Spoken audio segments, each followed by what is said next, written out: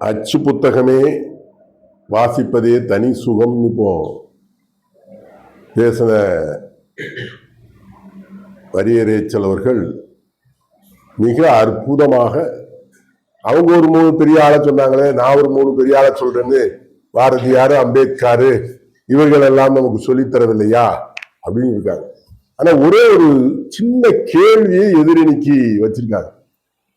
என்ன வச்சிருக்காங்கன்னா, புத்தகம் வாசிப்பதில் இருக்கக்கூடிய ஒருமுகத்தன்மை, இந்த கான்சென்ட்ரேஷன் பவர்ங்கிறது டிஜிட்டலா வாசிக்கும் போது இருக்கா அப்படின்னு ஒரு கேள்வியை எழுப்பியிருக்காங்க.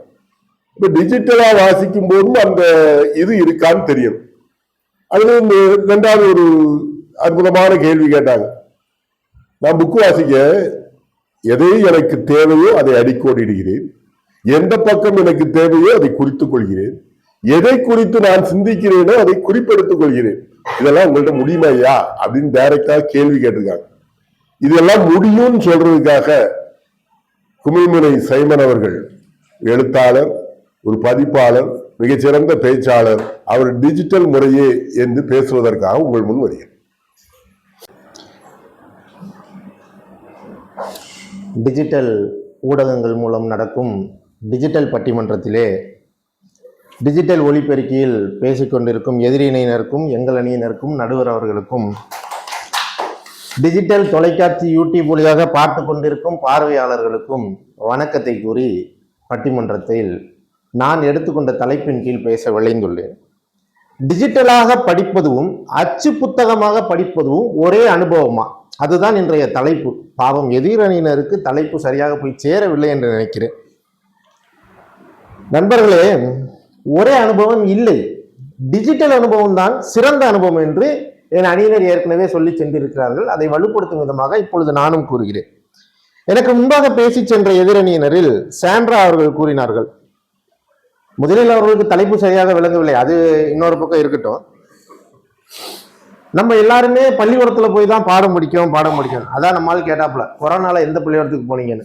ஸ்கூலெல்லாம் இப்போ நிறைய க்ளோஸ் ஆகிட்டு ஆன்லைன் கிளாஸ் வந்துட்டு, அதை கொஞ்சம் கவனிச்சு பாருங்க. பிள்ளைகள்கிட்ட போய் பள்ளிக்கூடத்துக்கு போறேன்னு கேட்டா அதான் ஆன்லைன் கிளாஸ் இருக்குலாமா, ஆன்லைன் கிளாஸ் போய் ஆன்லைன் ஸ்பெஷல் கிளாஸ் வந்து ஆன்லைன் டியூஷன் கிளாஸ் வந்துட்டு டியூஷனுக்கே போக மாட்டேங்கான். வீட்டில் உட்காந்து கணக்கு பாடத்துல இருந்து அறிவியல் படுத்த ஒரே அரைக்குள்ள படிச்சு முடிச்சுட்டு போயிருந்தான். அப்போ வெளியே போக வேண்டாம், ஒன்றும் செய்ய வேண்டாம். இவ்வளவு அனுபவங்களும் அவனுக்கு இருக்கு. அப்ப இந்த அனுபவம் நல்லா இருக்க போய் தானே எல்லா பெற்றோர்களும் அதுக்கு விளைந்திருக்கிறாங்க. என் பிள்ளைய அதுல சேர்த்துக்கிட்டுன்னு நினைக்கிறாங்க. இந்த அனுபவம் நல்லா இல்லைன்னா வருவாங்களா? வரமாட்டாவோ. அப்ப அதையும் நம்ம பார்க்கணும். அப்புறம் பழங்கால பண்டைய இலக்கியங்களை பத்தி சொல்லிட்டு இருந்தாங்க. அந்த இலக்கியங்கள்லாம் நீங்க எப்படி படிச்சிருப்பீங்க? ஒண்ணும் இல்ல, திருக்குறள்ல 619வது குறள் என்ன? எத்தனை திருக்குறள் புக்கை கையில வச்சிருக்கிய? எடுத்து உடனே சொல்லணுமா? நான் சொல்லட்டா? கடக்குன்னு கூகுள் டெல்மி திருக்குறள் 619 அப்படின்னா வந்துடும். திருக்குறள் மட்டும் இல்ல, என்னெல்லாம் சொல்லுவாப்புலன்னா, தெய்வத்தால் ஆகாதெனினும் முயற்சிதன் மெய்வரத்தை கூலி தரும். இதான் 619வது குறளாம்.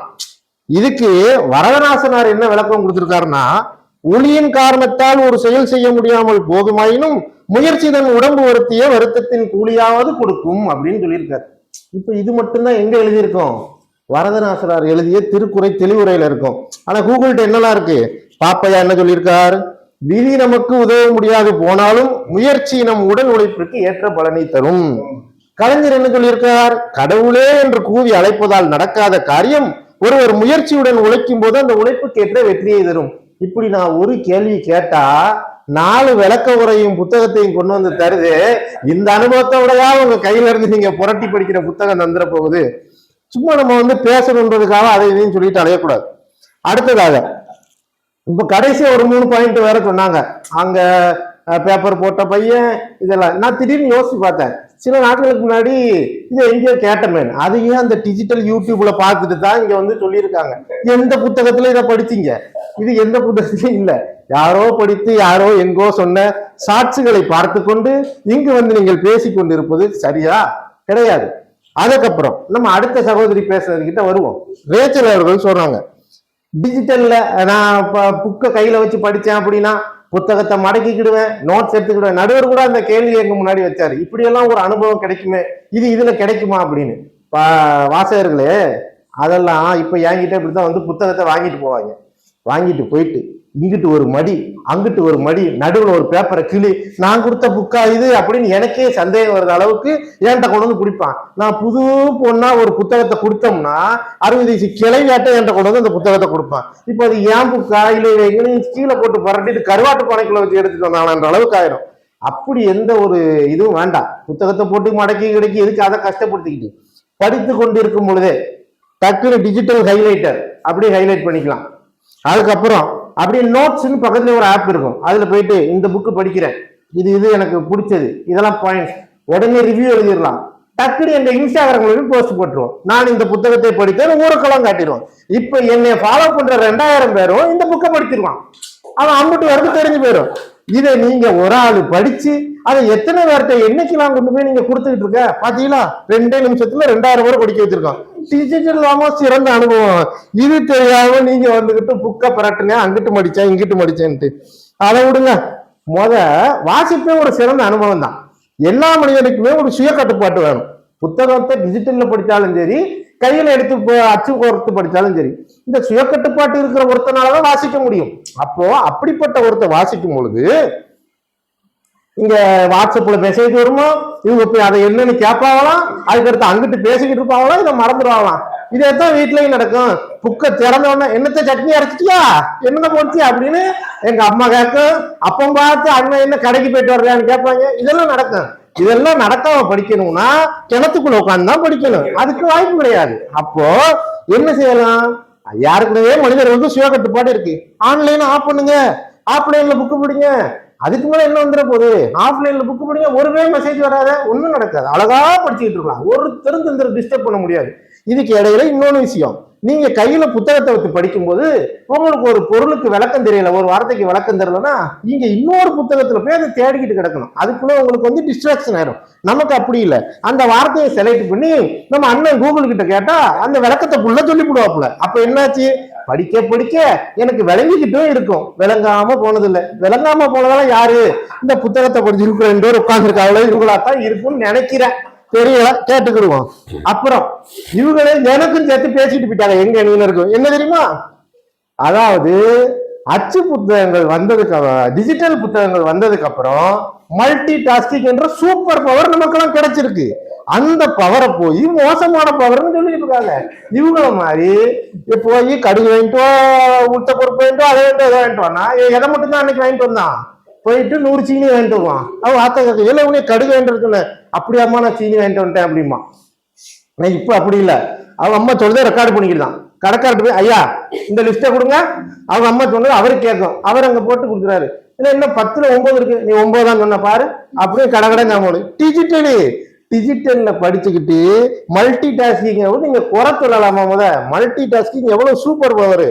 படித்து கொண்டு இருக்கும் போது பாட்டு கேட்டுட்டே படிக்காம மைண்ட் ரிலாக்ஸ் ஆகுது. இன்னும் படிக்கிறது நல்லா உள்ள இறங்குது. அதுல என்ன இருக்கு? அது தப்பு இல்லை. அவனால 2 காரியத்தை ஒரே நேரத்துல செய்ய முடியுது. அது சூப்பர் பவர். அதை நீங்க வெல்கம் பண்ண வேண்டும். அதை விட்டுக்கிட்டு அதை குறை சொல்லு. அவங்களுக்கு அந்த பவர் இல்லை. அதனால நம்ம மேல கோவப்படுத்தாவ, வேற ஒண்ணும் இல்லை. பொறாம. டிஜிட்டல் படிப்பவர்களை பார்த்து பொறாமைப்படுகிறார்கள் இந்த அச்சு புத்தகத்தை படிப்பவர்கள். அடுத்ததாக இப்போ புதுசா ஏகப்பட்ட பண்பாடு இருக்கு. ஏதோ அச்சு புத்தகத்துல படிக்கிறது தான் தமிழர் பண்பாடுன்னு புது பண்பாடு அறிமுகப்படுத்திருக்கீங்களே, இதை எங்க படிச்சீங்க? எனக்கு தெரியல. இதை நம்ம இப்ப கண்டுபிடிக்கணும். எனக்கு முன்னாடி இது மிகப்பெரிய கேள்விக்குறி ஆயிட்டு. அதாவது இந்த டிஜிட்டல் யுகம் வளர்ந்ததுக்கு அப்புறம் டிஜிட்டல்ல படிப்பவர்களின் எண்ணிக்கை கூடிவிட்டது. பேருந்துகளில் பயணம் செய்யும் பொழுது செல்போன்ல படித்துக்கிட்டு இருக்காங்க. நான் பாக்குறேன் 60 வயசு பாட்டி, 50 வயசு தாத்தா எல்லாருமே படிக்கிறாங்க. டக்குன்னு அவங்க ஒரு பிடிஎஃப் படிக்கிறாங்க. ஒன்னும் இல்லைங்கய்யா, நீங்க கண்ணே தெரியலன்னா கூட டிஜிட்டல்ல படிக்கலாம். எப்படி படிக்கலாம்? ஆடியோ அமைக்கி காதுல மாட்டினீங்கன்னா கடன் அவன் ஒருத்தர் படிச்சுக்கிட்டு இருப்போம், நீங்க கேட்டுக்கிட்டே போகலாம். எவ்வளவு சிறந்த அனுபவம். இங்க பக்கத்துல யாராவது உட்காந்து வாசிக்க முடியுமா? பாதி பேருக்கு தமிழும் தெரியாது. எப்படி வாசிக்கிறோம்? அவங்களுக்கு ஒன்னத்துக்கு லாய்க்கு கிடையாது. அப்புறம் இன்னும் முக்கியமான விஷயம், டிஜிட்டல் யுகம் வளர்ந்ததுனால மரம் வெட்டும் அவசியம் கம்மியாகிவிட்டது. அதாவது ஒரு வருடத்திற்கு இந்த பேப்பர் தயாரிக்கிறது மூலமா மட்டும் 400 கோடி மரத்தை வெட்டுறாங்க. 400 கோடி மரம் அழிக்கப்படுது உங்களை மாதிரி ஆட்களால. அதை விட்டுட்டு டிஜிட்டலுக்கு வாங்க. டிஜிட்டல்ல என்ன செய்யலாம்? இப்ப என்கிட்ட 2 போன் இருக்கு. இந்த 2 போன்லயும் 2000 புக் இருக்கு. உங்க கையிலேயே ஒத்த புத்தகத்தை காணுமே, நீங்க அச்சு புத்தகத்தை பத்தி பேச வந்திருக்கீங்களே, என்ன அர்த்தம்?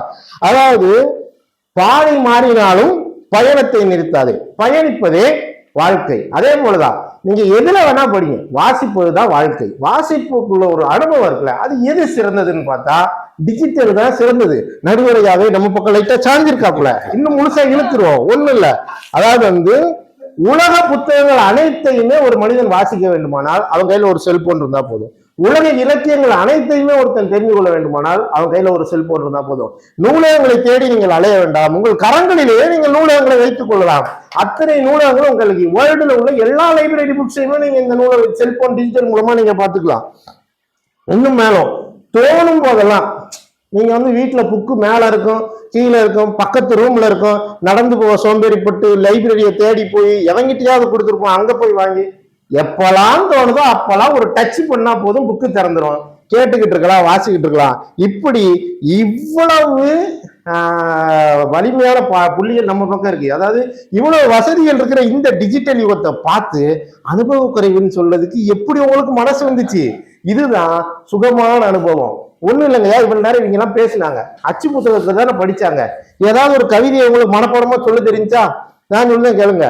ஒண்ணு இல்ல, வரும்போது வண்டியில கேட்டுட்டு வந்தேன், அதுதான் 1000 தான் கவி சொன்னேன், அழகழகா பொய் சொன்னேன், பெத்தவளையே ஓம்பெருமை ஒத்தவரி சொல்லலையே, காத்தெல்லாம் மகம்பாட்டு காகிதத்தில் அவன் எழுத்து, கேட்டெல்லாம் மகம்பாட்டு ஏகிதத்தில் அவன் எழுத்து, ஆனாலும் உன்னை பத்தி நான் ஒருவரை எழுதலையே. கிட்டத்தட்ட ஒரு 1/2 மணி நேரம் பேசிட்டாரு. 1/2 மணி நேரமா என் காதுல அது ஒழிச்சுக்கிட்டே இருக்கு.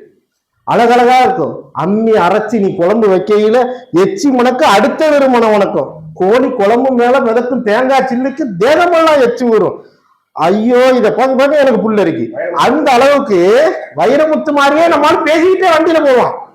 வண்டியில போகும்போதே புக்கு வாசிக்கான், அவன் உட்காரும் போதே வாசிக்கான். இப்படியாக வாசிப்பு அனுபவத்தின் புது வாசல்களை திறந்தது இந்த டிஜிட்டல் அனுபவம். அப்படி நாங்க டிஜிட்டல்ல படிக்க படிக்க படிக்க இப்போ நானு என் பிள்ளைய இன்னும் இருக்கிற 1ஆம் கிளாஸ் 2ஆம் கிளாஸ் பயில வரைக்கும் செல்போன்ல வாசிக்கான். அவன் போய் புக்கை திறந்து படினா படிப்பானா? படிக்க மாட்டான். ஆனா அழகா ஒரு போனை கையில கொடுத்தா வாசிக்கிறான். இங்க வாசிப்பை வளர்ப்பதுதான் முக்கியமா ஒழிய நம்ம டிஜிட்டல் மூலமா எப்படியெல்லாம் வளர்க்கலாம்னு யோசிச்சு அந்த மிகச்சிறந்த அனுபவத்தை, நான் திரும்ப சொல்றேன், மிகச்சிறந்த வாசிப்பு அனுபவமான டிஜிட்டல் அனுபவத்தை மக்கள் எல்லாரும் அனுபவிக்கணும். எல்லாரும் வாங்க, நம்ம எல்லாரும் மல்டி டாஸ்க் பண்ணுவோம், அது நமக்கு ரொம்ப நல்லது. எனவே நடுவர் அவர்கள் டிஜிட்டலாக படிப்பதும் அச்சு புத்தகமாக படிப்பதும் ஒரே அனுபவம் அல்ல, டிஜிட்டலாக படிப்பதுதான் மிகச்சிறந்த அனுபவம் என்று எங்கள் பக்கம் தீர்ப்பு சொல்ல வேண்டுமாய் கேட்டுக்கொண்டு விடைபெறுகிறேன். நன்றி, வணக்கம்.